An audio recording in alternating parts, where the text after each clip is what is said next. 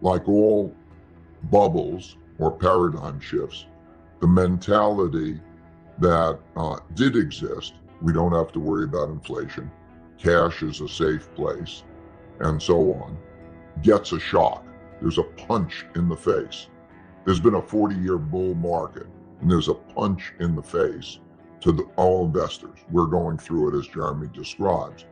And when that happens, things that were never supposed to happen, because everybody believes in the tech companies, and that which is the same as the Nifty 50 or the dot-com companies, they get hammered, right? So, like you say, 75% decline in Kathy Wood's funds, and so on and so forth. I think that looking at it year by year, that this is the third year of the expansion with a very aggressive monetary policy, and so we're in the part of the typical expansion where there's a lot of inflation pressures because it happened in a giant big way, and everybody's long. The world is it's the end of a paradigm because everybody believes that they want everything to go up. And of course, that creates a dynamic where policy is long, everything goes up. And of course, that happens by creating money and credit, debt, which creates debt. And that dynamic means that you must have a decline in real wealth measured by that, because that's the financial wealth has become enormous relative to the real wealth. Everybody who's holding bonds or assets, particularly the debt assets, believes, or financial assets in general, which are just journal entries, they're claims, but they believe that they can take that buying power and sell it and buy goods and services, and they can't. And by its necessity, there must be negative real returns, negative returns relative to buying power. So if we take it chronologically, I think there's the short-term cycle, which is usually the business cycle, takes 7 years on average, and give or take, depending on where you start the cycle, give or take a few years. I think we're moving along here quicker. So we're now going to be in a very tight environment, and that changes everything.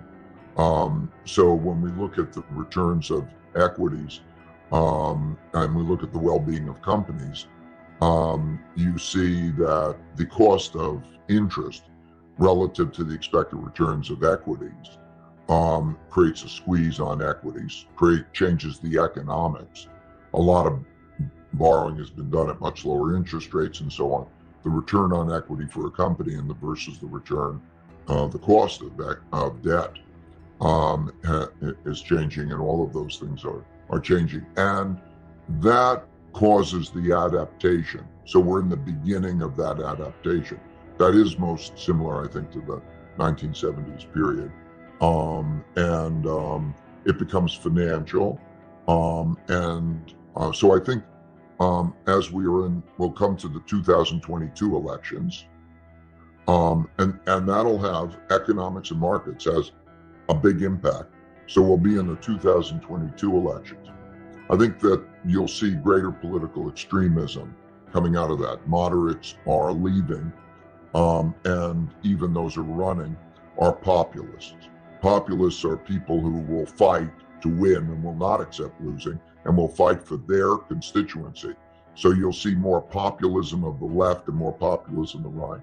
So if I look at 2023, I look at 2024, and I'm worried about the neither side accepting losing. And I think that there's a big risk that that the system is in jeopardy, because history has shown when the causes that people are behind are of greater importance to them than the system is in jeopardy. Those types of things change the world landscape. I'm emphasizing the United States, and certainly Europe is in that type of a position. So I think that when I look at it, it'll be very important to not only diversify well, but to be able to be long and short different assets in order to perform well in that environment. One of the things I learned really 1971 and then repeatedly is that surprises that happen in my lifetime happened to me.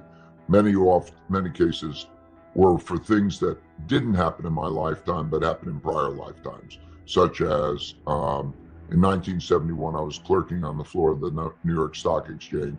August 15th, Nixon severs the relationship between gold and the dollar, so essentially defaulting.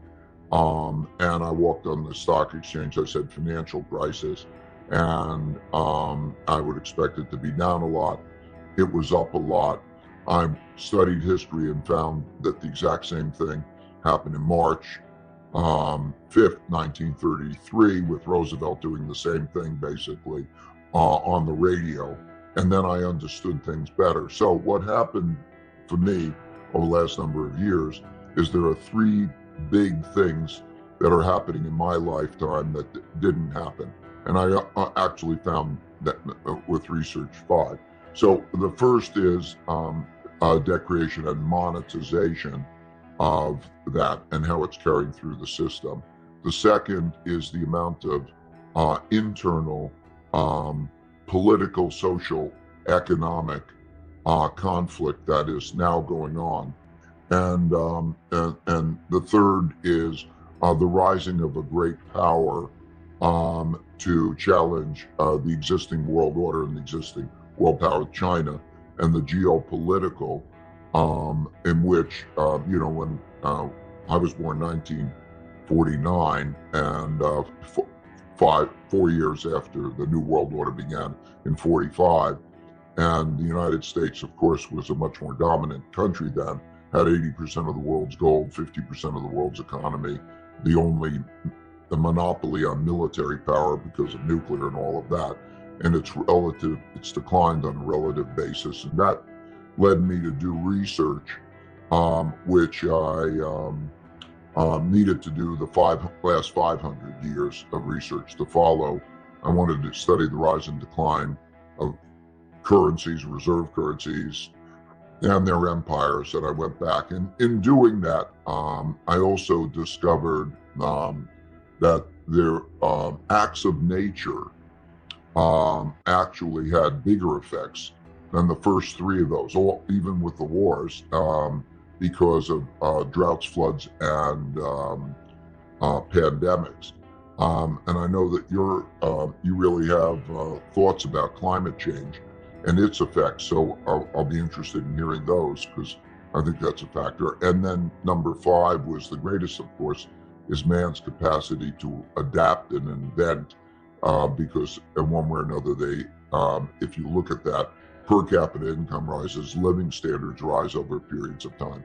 But these big cycles and these big events are dominant. So those are, I think almost everything can fall into those 5 categories, so that's how I look at it. I think that we're in a period in which there's a supply and demand for debt and credit that is because one man's debts are another man's assets. And there's a supply demand for credit that is having an effect on making us move into a stagflation kind of environment. In other words, the trade-offs between the two will become more difficult. But I think that number 2 influence, the political, is the most important. What I mean by that is I think we have been used to being in an environment in which economics ruled. You'd have a global economy, and those who could produce items more efficiently or cheaper would get the business, and they would raise their living standards, and other places, so it was a global competition, largely run by economic considerations, and resources would shift that way. I think we're now in, that doesn't exist as much that way. And there's been a transition to an ideological allocation of resources and so on, such as, the acquisition by Elon Musk of Twitter. It's not a financial transaction as much as it is for the purpose of it'll have controls. And when we have the conflicts such as with Disney and DeSantis in Florida and those political ideologies, it's the belief that economics has got to fall within that agenda. That'll have very big implications, I think.